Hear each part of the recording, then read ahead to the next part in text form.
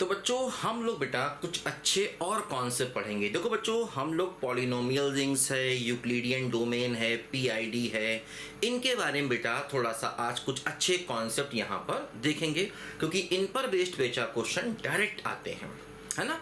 Result पढ़ेंगे, theorem पढ़ेंगे, important question को पढ़ेंगे, उनके प्रूफ हम लोग यहाँ पर अभी नहीं करेंगे, क्योंकि ये रिजल्ट डायरेक्ट हमारे यहाँ यूज होते हैं और इसके क्वेश्चन बच्चों आते हैं जो हमको दिमाग में रखने हैं, है ना। इनको फार्मूले मान करके आपको याद भी रखना है।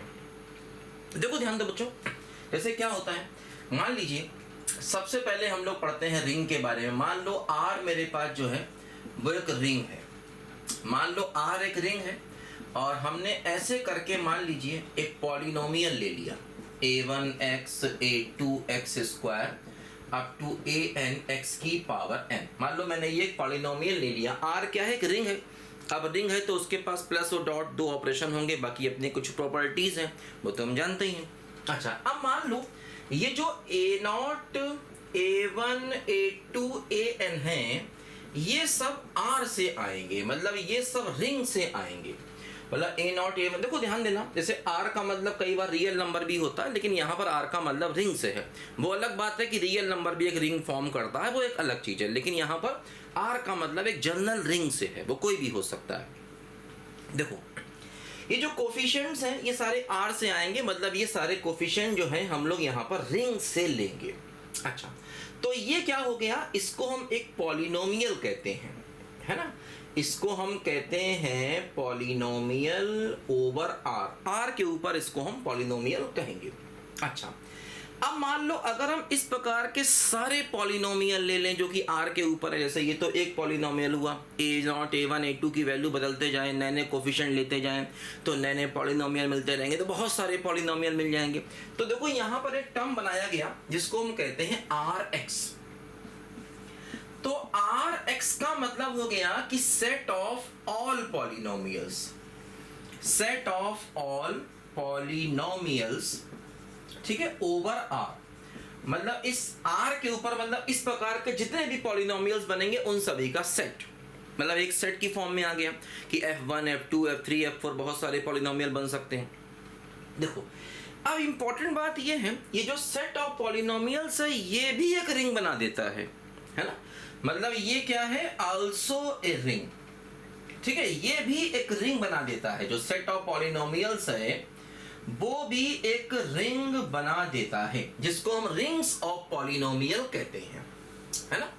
तो इसको हम कहते हैं रिंग्स ऑफ पॉलिनोमियल, है ना। तो ये कहा जाता है, क्या बोलो, रिंग्स ऑफ पॉलिनोमियल। तो रिंग्स ऑफ पॉलिनोमियल्स की बात जब भी आपके सामने होगी तो आप समझ जाना कि सारे के सारे पॉलिनोमियल्स का हमको सेट लेना है और जो कोफिशिएंट है उनके वो इस r से आएंगे, r जो भी होगा, है ना। r एक प्रकार का क्या है, रिंग है, ठीक है, एक बात ध्यान देना, ठीक है बच्चों। अच्छा, अब देखो यहाँ पर ध्यान देना, जैसे कुछ इंपॉर्टेंट बातें हैं, ये सब थ्योरम्स हैं जो कि हमको याद रखनी है। जैसे कि जो rx है ये क्या है, रिंग्स ऑफ पॉलिनोमियल है। r क्या है, एक प्रकार का अपने आप में भी रिंग है। तो देखो ध्यान देना यहाँ पर कुछ इंपॉर्टेंट बातें, कि जैसे मान लीजिए अगर r कम्यूटेटिव है, जैसे कि मान लीजिए r जो है वो कम्यूटेटिव रिंग है, तो इससे बनने वाला जो rx रिंग होगा वो भी कम्यूटेटिव होगा। ये बात ध्यान रखना, है ना। जो r अगर कम्यूटेटिव है तो इससे बनने वाला जो rx होगा वो भी कम्यूटेटिव होगा। दूसरी बात देखो, अगर r के पास यूनिटी है, r हैज यूनिटी, ये सब मैंने बताया था कि r के पास यूनिटी है, मतलब मल्टीप्लिकेटिव की यूनिटी है। तो ऐसे केस में क्या होगा कि rx जो एक अपने आप में रिंग है उसके पास भी यूनिटी होगा, ठीक है। अगर r के पास यूनिटी है तो rx के पास भी यूनिटी होगा, है ना। अच्छा, एक बात और ध्यान रखना कि जो इसके r के यूनिट होते हैं वही हमेशा rx के यूनिट होते हैं, है ना। अगर मान लो r जो है वो CRU है, CRU का मतलब कम्यूटेटिव रिंग विद यूनिटी, है ना। तो ऐसे केस में जो r और rx के यूनिट्स होते हैं, यहाँ पर units of r and rx are same, तो मतलब जो यूनिट्स इसके होंगे, किसके, आर के, वही यूनिट्स आर एक्स के भी होंगे, है ना। तो ये बात यहाँ पर थ्योरम्स हैं, हमको याद रखनी है यहाँ पर, ठीक है। और यूनिट्स का मतलब मैंने समझाया था आपको, यूनिट्स का मतलब क्या होता है, ठीक है, जिसके पास अपने, ठीक है, ठीक है। तो ये बात आप याद रखनी है। देखो ध्यान दो। अच्छा, हाँ, इसके बाद देखो कुछ और भी इंपॉर्टेंट चीज़ें यहाँ पर हैं जो कि हमें रिंग्स ऑफ पॉलिनोमियल में याद रखनी है। देखो मतलब रिंग्स ऑफ पॉलिनोमियल्स में जो है वो, ठीक है, कुछ और बातें भी, कुछ क्या मतलब कई सारी बातें हैं बच्चों जो याद रखनी पड़ेंगी, क्योंकि ये सब बातें डायरेक्ट हमको याद होनी चाहिए, तभी हम इनका क्वेश्चन में यूज कर पाते हैं। देखो ध्यान दो, अगली थ्योरम बच्चों देखो यहाँ पर ये है कि मान लीजिए अगर हमने आर एक्स ले लिया, ये है रिंग्स ऑफ पॉलिनोमियल्स, ठीक है। आर एक्स मान लो मैंने ले लिया, और आर एक्स क्या है मान लो, आर एक्स हमारा है रिंग्स ऑफ पॉलिनोमियल, ठीक है। अच्छा, और मान लीजिए एफ एक्स जो है वो ऐसे करके एक पॉलिनोमियल है, ए एम एक्स की पावर एम। तो मतलब हम ऐसा कहेंगे कि भाई ये m डिग्री का पॉलिनोमियल है, क्योंकि इसकी मैक्सिमम डिग्री m है, जैसा कि हम जानते भी हैं। तो ये क्या हो गया, ये हो गया पॉलिनोमियल ऑफ डिग्री m, ठीक है। और gx मैंने दूसरा पॉलिनोमियल ले लिया, और मान लो ये ऐसे करके है b0 b1x and so on bn x की पावर n। तो ये क्या हो गया, ये हो गया हमारा पॉलिनोमियल ऑफ डिग्री n, ये n डिग्री का पॉलिनोमियल हो गया gx। देखो अब एक बात ध्यान रखना कि अगर मान लो मैं fx और gx को सम करूं और ये जीरो ना आए, भाई ऐसा भी हो सकता है कि fx और gx दोनों को सम किया, रिजल्ट जीरो आ गया, ऐसा हो सकता है। लेकिन मान लीजिए हमने ऐसा कहा कि fx और gx को सम करने पर रिजल्ट जीरो नहीं आया, तो ऐसे में ध्यान रखना इन दोनों के सम की जो डिग्री होगी, fx और gx के जो सम की डिग्री होगी, वो लेसर इक्वल टू होगा, ठीक है, maximum value of m comma n। मतलब m और n में जो मैक्सिमम होगा उससे भी ये वैल्यू कम होगी या बराबर होगी, ऐसा होता भी है। आप दो पॉलिनोमियल को जोड़िए तो जो नया पॉलिनोमियल आएगा उसकी डिग्री उनकी अलग अलग डिग्री से हमेशा कम ही होगी या बराबर भी हो सकती है, भाई उससे ज़्यादा तो हो ही नहीं सकती, क्योंकि इसकी डिग्री अगर m है, इसकी n है, तो जो सम करके पॉलिनोमियल आएगा उसकी डिग्री इससे ज़्यादा थोड़ी हो सकती है। बात को समझिए, ऐसा होता भी है। तो degree of fx plus gx जो है ये लेसर इक्वल टू होगा maximum of m comma n। अच्छा, अगली बात कि अगर मान लीजिए fx और gx को इनटू करें और वो जीरो ना आए, तो ऐसे केस में जो degree of fx into gx होगा, ध्यान रखना, वो लेसर इक्वल टू होगा m प्लस n से, क्योंकि मल्टीप्लाई करेंगे तो डिग्री जो है आपस में ऐड हो जाएगी। जैसे कि मान लो x स्क्वायर है और x की पावर 3 है, आपने दोनों को मल्टीप्लाई किया तो x की पावर 5 बन गया, तो x की पावर 5 क्या हो गया, उनकी डिग्री का सम हो गया। तो fx इंटू gx की जो डिग्री है वो m इंटू n से बराबर भी हो सकती है, कम भी हो सकती है। तो ये बात यहाँ पर हमको ध्यान देनी है, लेकिन ये तभी होगा जब ये मल्टीप्लाई जीरो ना हो, और ये तभी होगा जब इनका सम जो है वो जीरो ना हो। अच्छा, एक और इम्पॉर्टेंट बात देखो यहाँ पर, अगर मान लो R जो है वो इंटीग्रल डोमेन है, ID का मतलब क्या हुआ, इंटीग्रल डोमेन। अगर मान लो R जो है वो एक प्रकार का इंटीग्रल डोमेन है, R का मतलब जहां से ये A0 A1 B0 B1 element लिए गए हैं, तो ऐसे केस में ध्यान रखना इंपॉर्टेंट बात है, जो इनके मल्टीप्लाई की डिग्री होगी ये हमेशा m प्लस n के बराबर ही होगी। अगर R इंटीग्रल डोमेन है तो इनके मल्टीप्लाई की जो डिग्री होगी वो हमेशा उनके सम के बराबर ही होगी, है ना। ये बात यहाँ पर समझिए, अगर R इंटीग्रल डोमेन है ना, इंटीग्रल डोमेन आप जानते ही हैं क्या होता है, रिंग, फील्ड, इंटीग्रल डोमेन, इन सब की बेसिक डेफिनेशन आपको पता है, मैं बार बार उन चीज़ों पर नहीं जाना चाहता, ठीक है, वो आपने पढ़ा हुआ है अच्छे से, ठीक है। अच्छा, इसके बाद देखो यहाँ पर कुछ और बातें भी हैं। जैसे मैंने बताया कि अगर R एक रिंग है तो Rx क्या होगा, ये भी रिंग होगा। अगर R एक रिंग है तो Rx भी क्या होगा, एक प्रकार का रिंग होगा। अच्छा, इसके बाद देखो कुछ और बातें भी यहाँ पर समझिए। जैसे अगर R रिंग है तो Rx भी रिंग होगा।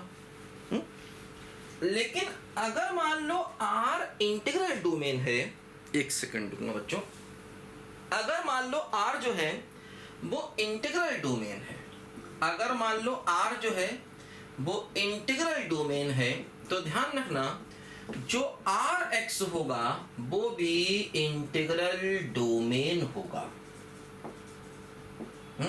ये बात समझो।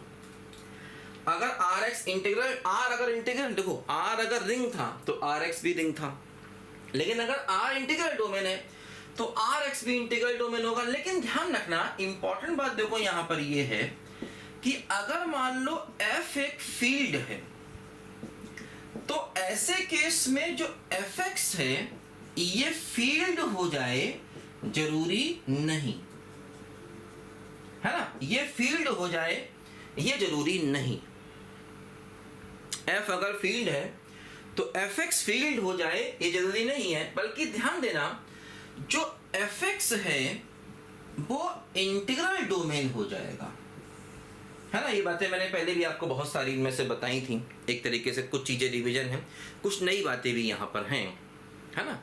इनमें से बहुत सी बातें मैंने बताई थी, उनको प्रूव भी किया था। कुछ चीजें नई हैं, कुछ पुरानी बातें भी हैं, कोई बात नहीं, सब एक साथ मैं रिवाइज करा रहा हूँ, कोई दिक्कत नहीं है, जिससे डायरेक्ट क्वेश्चन में यूज हो तो हम लोग उसको कर पाए, ठीक है। देखो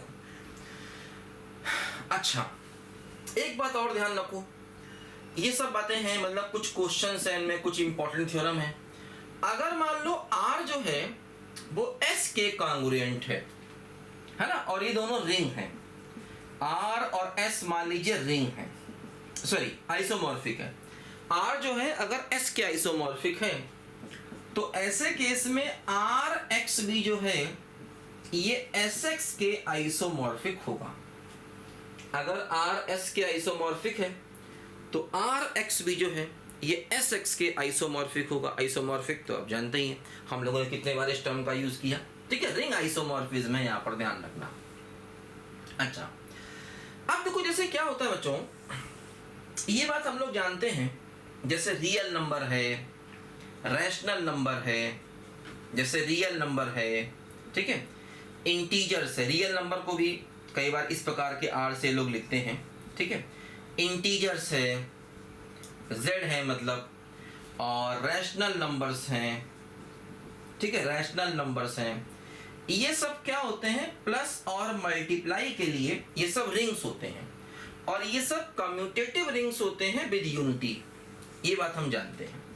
तो ये सब क्या होते हैं, ये सब कम्यूटेटिव, ठीक है, रिंग्स होते हैं और विद यूनिटी होते हैं। ये सब कम्यूटेटिव रिंग्स हैं और विद यूनिटी होते हैं। तो इसीलिए हम लोग क्या करते हैं, इस R की जगह पर रियल नंबर भी ले सकते हैं, ZX भी ले सकते हैं, इसलिए कई जगह पर आप ZX देखेंगे, कई जगह पर आप QX देखेंगे, कई जगह पर आप RX देखेंगे, है ना। तो क्योंकि रिंग है, रिंग की जगह आप कुछ भी ले सकते हैं। जैसे ये हो गया अपना, ये देखो यहाँ लिख देते हैं ZX, है ना। ZX का मतलब इंटीजर्स के पॉलिनोमियल्स का रिंग, और QX के मतलब रैशनल नंबर के पॉलिनोमियल्स का रिंग, R का मतलब वही रियल नंबर के पॉलिनोमियल्स का रिंग, है ना। तो इन जनरल यहाँ पर R होता है, R का मतलब रिंग, रिंग की जगह हम Z ले सकते हैं, Q ले सकते हैं और रियल नंबर भी ले सकते हैं, ठीक है। जनरली यही चीज़ें ली जाती हैं, बाकी तो फिर और भी बहुत से रिंग होते हैं, लेकिन कहाँ कहाँ तक क्या क्या लेंगे, तो इन्हीं पर ज़्यादातर चलता है। मतलब Z और Q पर ज़्यादातर चीज़ें चलती हैं, मतलब 95% चीज़ें Z और Q के लिए यहाँ पर चलती हैं, ध्यान दो। अच्छा, इसके बाद देखो यहाँ पर ध्यान देना, कुछ और बातें हैं। जैसे एक टर्म यहाँ पर आता है ED, यूक्लिडियन डोमेन, या इसको हम यूक्लिडियन रिंग भी कहते हैं, ठीक है। एक टर्म आता है यूक्लिडियन डोमेन या फिर यूक्लिडियन रिंग। देखो जरा समझो ध्यान से, एक टर्म आता है यहां पर ईडी। ईडी का मतलब हो गया यूक्लिडियन डोमेन, ठीक है, यूक्लिडियन डोमेन, या कई लोग इसको ई आर यानी कि यूक्लिडियन रिंग भी कहते हैं, ठीक है। यूक्लिडियन डोमेन या यूक्लिडियन रिंग भी इसको हम लोग कई बार कहते हैं, इस बात को समझो। देखो इसमें क्या होता है कि हम लोग करते क्या हैं कि एक इंटीग्रल डोमेन लेते हैं। मान लिया मैंने यहां पर R जो है, अब हम इंटीग्रल डोमेन लेकर के चल रहे हैं, इस बात को समझिए। अब R यहां पर क्या है, रिंग नहीं है, R क्या है, इंटीग्रल डोमेन है। R क्या है, इंटीग्रल डोमेन है ना। और मान लीजिए कुछ एलिमेंट्स है, जैसे A है ये R में है, B मान लीजिए R में है, तो हम क्या करते हैं, एक नए टाइप का टर्म लेके आते हैं यहां पर। जैसे कि मान लो हमने क्या किया, D एक टर्म लेके आए, है ना। जैसे A जो है वो R में है मान लीजिए, और A नॉन जीरो है। तो ऐसे केस में क्या होता है, हम लोग क्या करते हैं, एक term there exist a D, और जो DA है वो पॉजिटिव होना चाहिए। मतलब DA का मतलब एक तरीके से उस A को एक वैल्यू दी गई, A को एक वैल्यू दी गई। जैसे आप देखते हो इंटीजर है, इंटीजर में 2 है, 2 मतलब एक प्रकार की वैल्यू है, 3 है एक प्रकार की वैल्यू है। तो ये D जो है उस एलिमेंट को वैल्यू देने का काम कर रहा है। और जो D है ना, ये D हमेशा पॉजिटिव होगा और इसकी वैल्यू इंटीजर भी होगी, ध्यान रखना। D जो है ये पॉजिटिव भी होगा, मतलब DA जो है ये पॉजिटिव होगा और इसकी वैल्यू इंटीजर भी होगी। और ये D मतलब अब क्या हो रहा है, एक तरीके से कि हम जैसे कि जो चीजें हम रियल लाइफ में पढ़ते हैं, इंटीजर, रियल नंबर, अब रियल नंबर के पास हर टर्म की एक वैल्यू है जैसे, है ना। तो उसी तरीके से यहाँ पर इन जनरल उसको कहा गया, मतलब यहाँ पर उन टर्म को वैल्यू दी गई। अच्छा, वैल्यू देने से क्या होता है, हम डिवाइड भी कर सकते हैं, है ना। देखो जैसे पहली कंडीशन यहाँ पर ये है कि जो D ऑफ A है ये lesser equal to D of A into B होना चाहिए। मतलब जब हम दो नंबर को मल्टीप्लाई करें यहां पर, तो उसकी जो वैल्यू है वो greater equal to D of A होना चाहिए, है ना। उसकी वैल्यू जो है वो A से ग्रेटर इक्वल टू होना चाहिए। और दूसरी बात देखो ये है कि हम A को हमेशा ऐसे लिख पाए T into B plus R। जैसे कि मान लो हम A को B से डिवाइड करें, तो इस प्रकार की चीजें आती है ना कि A को B से डिवाइड करें, मतलब यहाँ पर कहीं ना कहीं डिवीजन से मतलब यहाँ पर है इनका कि हम उसमें डिवाइड कर पा रहे हैं चीजों को। और ये जो R है ये 0 होगा, या R का D जो है ये कम होगा D ऑफ B से, है ना। जो R है, जो रिमाइंडर है, वो जिससे डिवाइड किया जा रहा है उससे उसकी वैल्यू कम होनी चाहिए, है ना। रिमाइंडर की वैल्यू डिवाइड करने वाले से कम होनी चाहिए, ठीक है। तो ये बात यहाँ पर जरा हमको ध्यान देनी है, ठीक है, कि A को अगर हम डिवाइड करना चाहें तो कर सकते हैं। R या तो 0 होगा, रिमाइंडर 0 हो गया तो इसका मतलब A B से डिवाइड हो गया, और अगर रिमाइंडर 0 नहीं है, उसकी वैल्यू B से कम है, तो इसका मतलब इस तरीके से हम लिख सकते हैं। तो D अगर इन दो कंडीशन को पूरा करे, मतलब कहीं ना कहीं आप ये समझिए हम एक ऐसा इंटीग्रल डोमेन ले रहे हैं जिसमें डिवीजन पॉसिबल हो रहा है ना।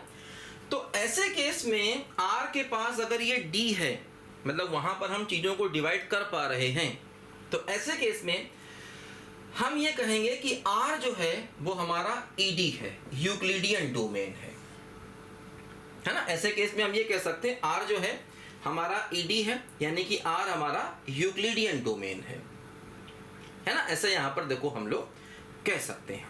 देखो जैसे हम जो Z लेते हैं, Z प्लस डॉट इंटीजर्स, ये एक प्रकार का ED होता है, और यहां पर ये जो D है ना, D उसको मॉडुलस मान लेते हैं। D का मतलब हर एक एलिमेंट की एक वैल्यू। डी ऑफ ए का मतलब मॉड ए, है ना। जैसे तभी तो हमने कहा ना कि ए जो है वो हमेशा कुछ भी हो लेकिन उसका रिजल्ट पॉजिटिव होगा, डी की वैल्यू पॉजिटिव होगी।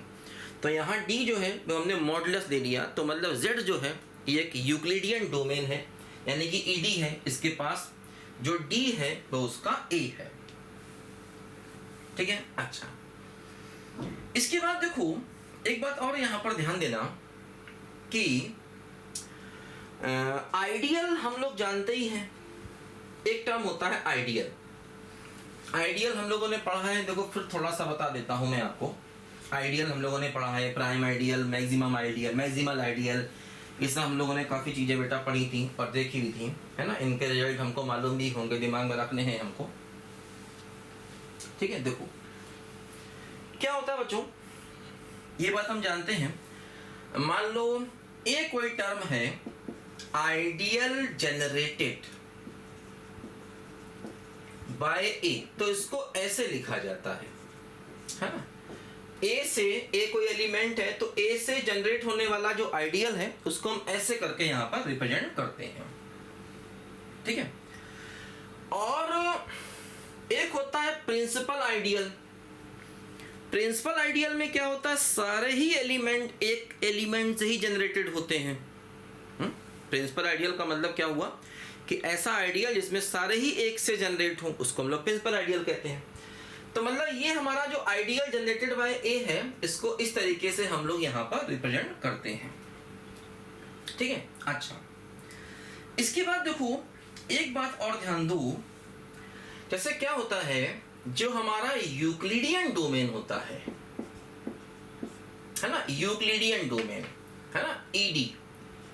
इन ईडी यूक्लिडियन डोमेन में हर एक आइडियल जो है, every ideal is principal ideal, ठीक है। कोई भी आइडियल होगा यूक्लिडियन डोमेन में वो एक प्रिंसिपल आइडियल होगा, मतलब कोई भी आइडियल है वो एक ही एलिमेंट से जनरेट होगा।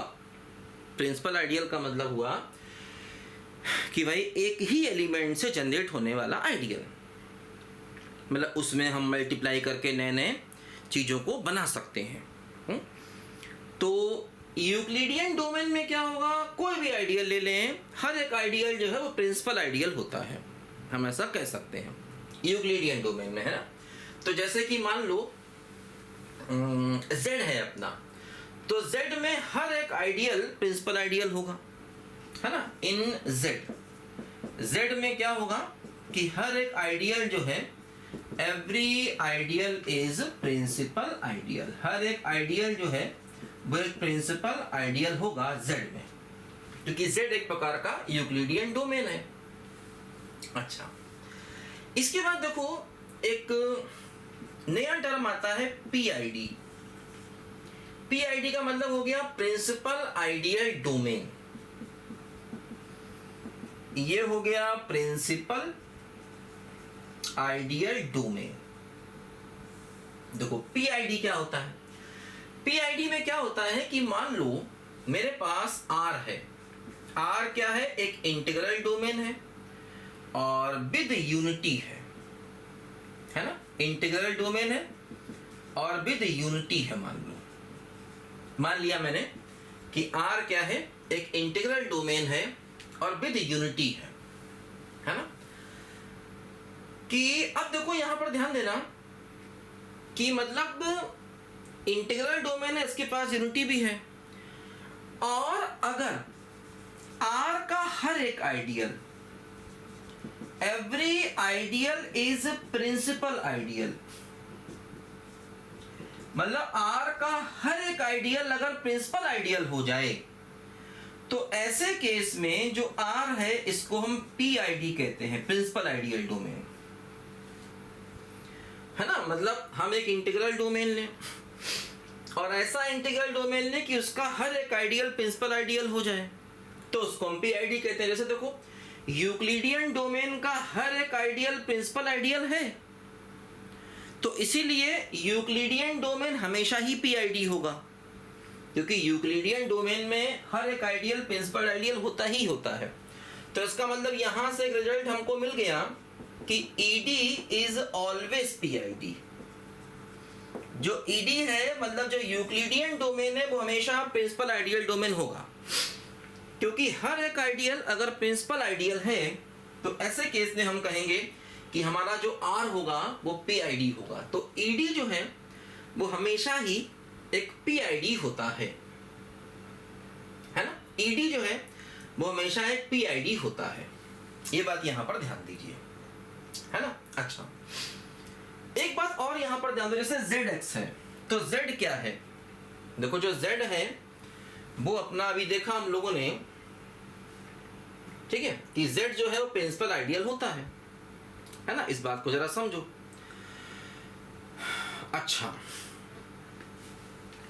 देखो कुछ और बातें हम लोग जरा यहां पर समझें, क्या होगा। देखो इसमें पीआईडी से रिलेटेड कुछ और बातें हम लोग यहां पर समझें। अच्छा, एक बात और यहां पर ध्यान दो, जो हमारा fx, मान लो f अगर हम कोई फील्ड लेते हैं, है ना, मान लो अगर हम f कोई फॉर एग्जांपल फील्ड लेते हैं तो इसमें क्या होगा कि देखो लिख लेते हैं इसको भी। मान लो अगर हम f कोई फील्ड लेते हैं तो हम लोगों ने देखा था कि f अगर हम कोई फील्ड लेते हैं तो जो fx होता है वो इंटीग्रल डोमेन होता है ना। ध्यान देना, अगर आप f कोई भी फील्ड लोगे तो ऐसे केस में जो fx होगा वो हमेशा यूक्लिडियन डोमेन होगा। ध्यान रखना, अगर आप f कोई भी फील्ड लोगे तो जो fx होगा वो यूक्लिडियन डोमेन होगा और इसीलिए वो पीआईडी भी होगा। f कोई भी फील्ड ले लो आप, f कोई भी फील्ड ले लोगे तो जो fx है वो हमेशा यूक्लिडियन डोमेन होगा, ये बात ध्यान रखना, और इसीलिए पीआईडी भी होगा, है ना। हाँ, fx फील्ड नहीं होता, ये मैंने बताया था आपको। fx जो है वो fx इंटीग्रल डोमेन होता है ना, और वो यूक्लिडियन डोमेन भी होता, भी मैंने बताया था कि f अगर फील्ड है तो जो fx है वो अपना फील्ड नहीं होता बल्कि वो इंटीग्रल डोमेन होता है, ध्यान रखना, ठीक है।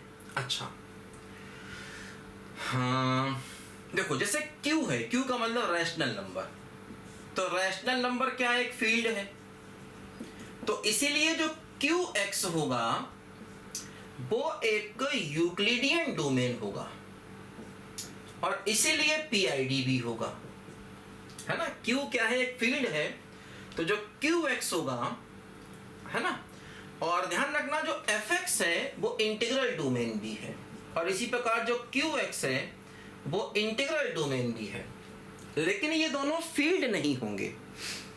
fx और qx जो है ये फील्ड नहीं होंगे, ध्यान रखना। मैंने बताया था f अगर फील्ड है तो जो fx होता है वो इंटीग्रल डोमेन होता है, उसका फील्ड होना जरूरी नहीं होता, लेकिन ये दोनों ही ed होंगे क्योंकि f ये जनरल रिजल्ट है, तो इसलिए हम q को भी ऐसा कह सकते हैं। अच्छा, एक थ्योरम देखो यहां पर याद रखो कि जैसे मान लो r को अगर हम फील्ड ले लें ऑफ रियल नंबर्स, ठीक है, तो क्या होता है, जो rx होगा और x स्क्वायर प्लस 1 से बनने वाला जो प्रिंसिपल आइडियल होगा, देखो ये क्या बता रहा है, ये बता रहा है x स्क्वायर प्लस 1 से जनरेट होने वाला principal ideal. x square plus 1 से जनरेट होने वाला प्रिंसिपल आइडियल मतलब जितने भी हम वहां पर आइडियल ले रहे हैं वो x स्क्वायर प्लस 1 के मल्टीपल से ही हमको मिलेंगे। तो ध्यान रखना ये आइसोमॉर्फिक होता है कॉम्प्लेक्स नंबर के, ये अपने आप में बच्चों यहां पर एक थ्योरम है। rx upon x square plus 1 से बनने वाला जो प्रिंसिपल आइडियल होता है, अब देखो यहां पर ये कहीं ना कहीं कोशेंट रिंग की बात की जा रही है, कोशेंट फील्ड की बात की जा रही है ना, तो ये आइसोमॉर्फिक होगा हमेशा कॉम्प्लेक्स नंबर के। ठीक है। अच्छा, तो ये अपने आप में एक थ्योरम यहाँ पर है जो कि हमको याद रखनी है। अच्छा, इसके बाद देखो ध्यान दो, जैसे कि मान लीजिए अगर हम zx ले लें, है ना, zx में बहुत सारे पॉलिनोमियल आएंगे जिनके कोफिशिएंट इंटीजर्स हैं। इनमें से अगर हम वो सारे पॉलिनोमियल ले लें, है ना, ऑल पॉलिनोमियल्स ले लें, zx में से हम वो सारे पॉलिनोमियल ले लें जिनके कोफिशिएंट्स इवन इंटीजर हैं, whose coefficients are even integers, ठीक है। zx में हम वो सारे पॉलिनोमियल ले लें जिनके जो कोफिशिएंट्स हैं वो इवन इंटीजर्स हैं। तो ये सारे जो पॉलिनोमियल्स का सेट है, इनका जो सेट होगा वो एक प्राइम आइडियल होगा। इनका जो सेट होगा वो क्या बनाएगा, वो एक प्राइम आइडियल बनाएगा। इनका जो सेट होगा वो प्राइम आइडियल बनाएगा, ठीक है। ये बात ध्यान रखो। अच्छा, एक बात देखो यहां पर इन जनरल भी ध्यान रखो कि अगर मान लो ए जो है वो आर का प्राइम आइडियल है, theorem, if A is prime ideal of R, then क्या होगा, जो ए एक्स है वो भी प्राइम आइडियल होगा आर का। अगर ए जो है आर का प्राइम आइडियल है तो ए एक्स भी आर का प्राइम आइडियल होगा, ठीक है। और अगर ए मान लो सिंपल आइडियल है तो ए एक्स भी सिंपल आइडियल होगा, है ना। अगली थ्योरम हम ऐसा कहें कि मान लो अगर ए जो है वो आइडियल है केवल आर का, तो ऐसे केस में जो ए एक्स है वो भी आइडियल होगा आर का, आर एक्स का, सॉरी आर एक्स, यहां भी आर एक्स, है ना, आर एक्स का आइडियल होगा। अगर मान लो ए आइडियल है तो ए एक्स भी जो है वो आर एक्स का आइडियल होगा। देखो, एक यहां पर थ्योरम है जो कि इंपॉर्टेंट है। अब ये सब बच्चों डायरेक्ट चीजें पूछी जाती हैं हमसे क्वेश्चंस में अलग अलग, इसको हम लिखे नोट करके। एक थ्योरम देखो बच्चों ये है कि आर मान लो, है ना, कम्यूटेटिव रिंग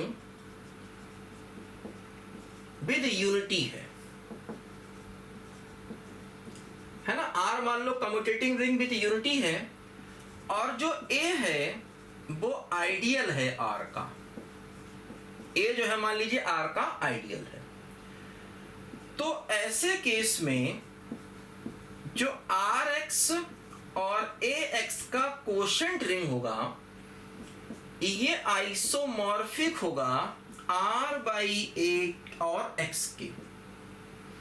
आर एक्स और ए एक्स का जो कोशेंट रिंग होगा वो आर बाई ए के, है ना, इसके हमेशा आइसोमॉर्फिक होगा।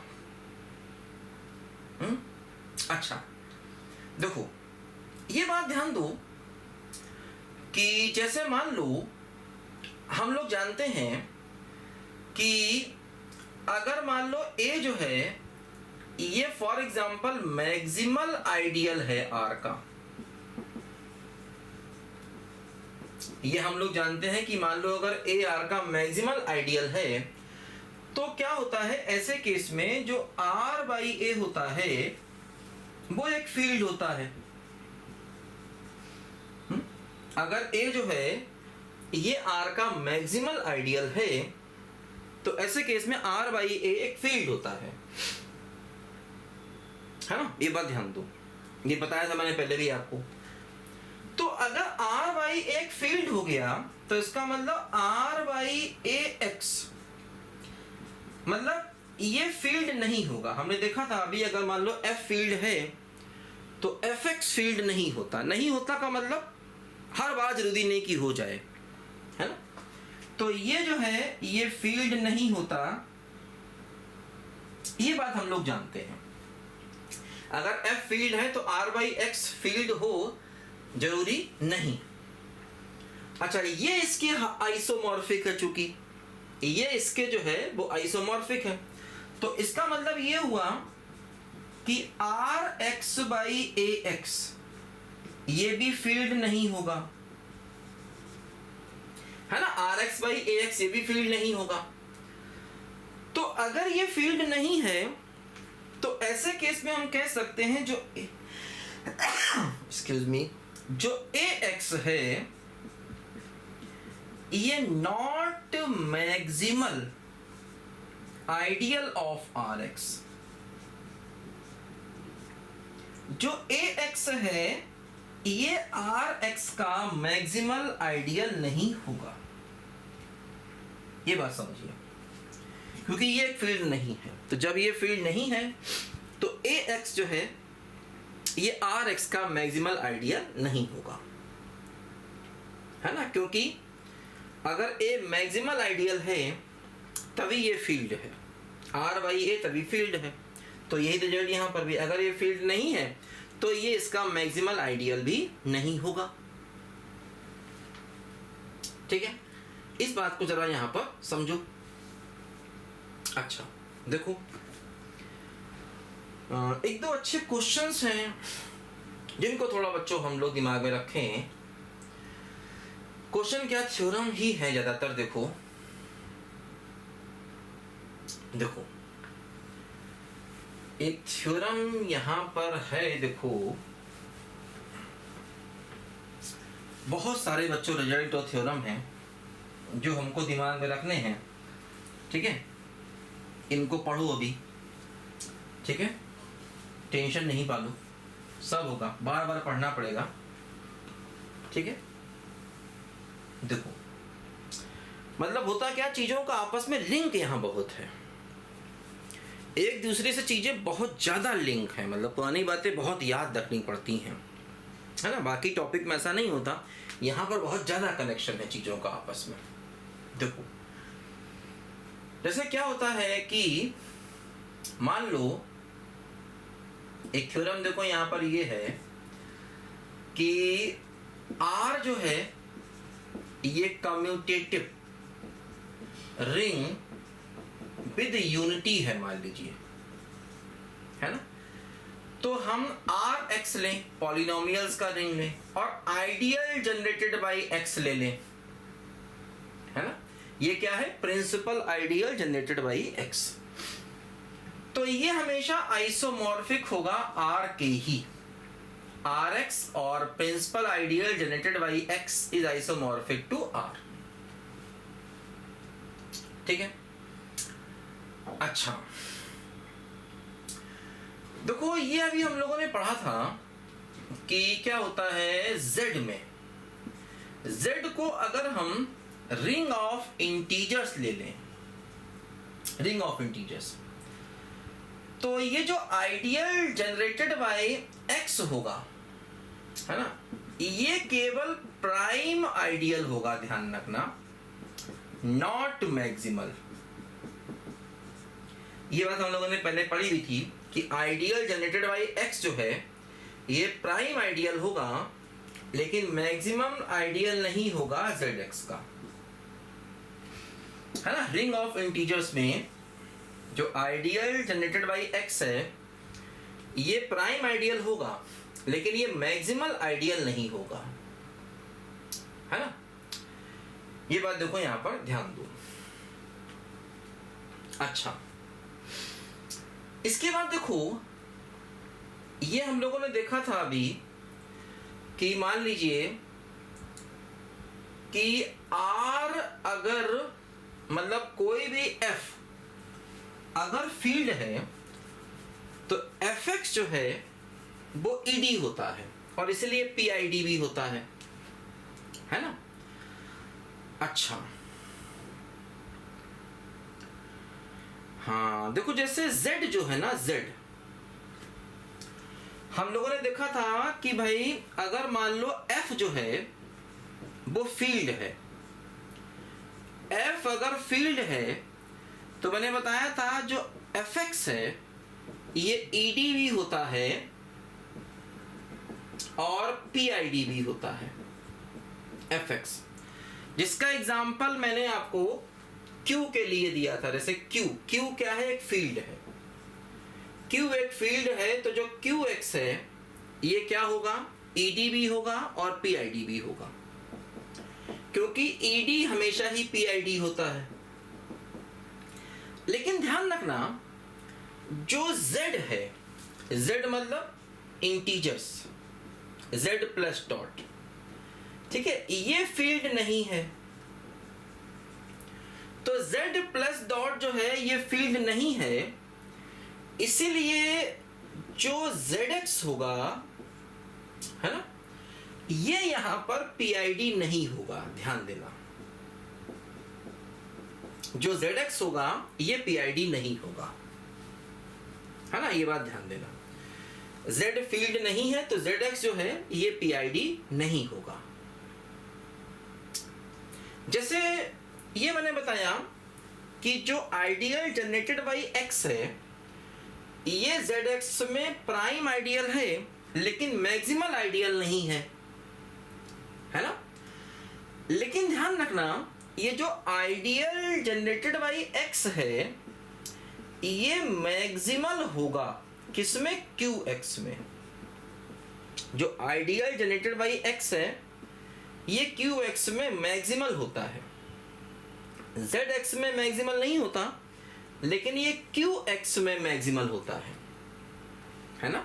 आइडियल जनरेटेड बाई X जो है ये ZX में मैक्सिमल नहीं है, केवल प्राइम है, लेकिन ये QX में, ध्यान रखना, मैक्सिमल आइडियल होता है ना। और अगर मान लीजिए हम लोग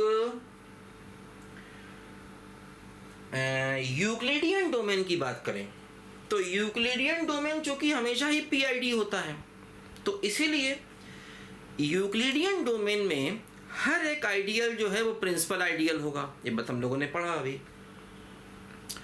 भाई। यूक्लिडियन डोमेन में, है ना, हर एक आइडियल प्रिंसिपल आइडियल होगा, क्योंकि यूक्लिडियन डोमेन जो है वो हमेशा एक PID होता है ना। ये बात हम लोगों ने पढ़ा अभी। अच्छा, देखो ध्यान रखना कि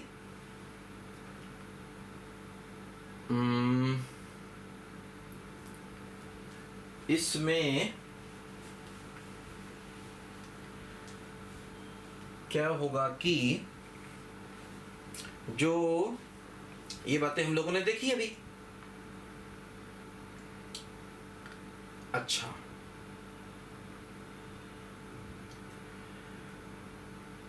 देखो जो ZX है ये PID नहीं है, ध्यान देना। ZX जो है ये PID नहीं है, लेकिन अगर हम खाली Z की बात करें प्लस डॉट के साथ में तो ये PID है। देखो ZX PID नहीं है, ये बात समझो। जो ZX है ये PID नहीं है, लेकिन खाली जो Z है प्लस डॉट के साथ में ये PID है, मतलब ये प्रिंसिपल आइडियल डोमेन है ना। क्योंकि जो ZX है एक्चुअली ये Z जो है ये रिंग होता है। Z खाली Z, ये ZX है, मतलब ये इंटीजर्स का पॉलिनोमियल है, ये खाली इंटीजर्स है। Z जो है एक रिंग होगा तो Z प्लस डॉट जो है, Z एक रिंग भी है, Z फील्ड नहीं है लेकिन Z एक रिंग है, तो Z जो है ये PID होगा। PID का मतलब इसका हर एक आइडियल जो है वो प्रिंसिपल आइडियल होगा, है ना। Every ideal in Z is principal ideal.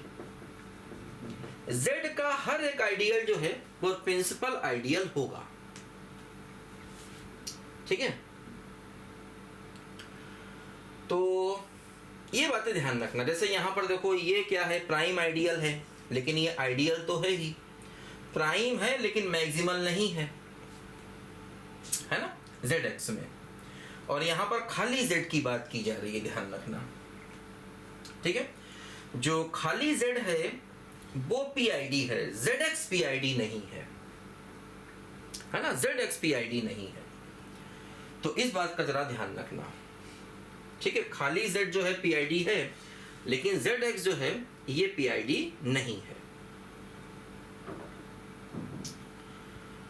अच्छा, इसके बाद देखो क्या होता है कि कुछ और बातें भी देखो यहां पर हैं, चलो उनको अगली क्लास में बताते हैं, है ना, अगली क्लास में बताते हैं। कुछ और बातें इंपॉर्टेंट हैं, इसको लिखो जरा ध्यान से।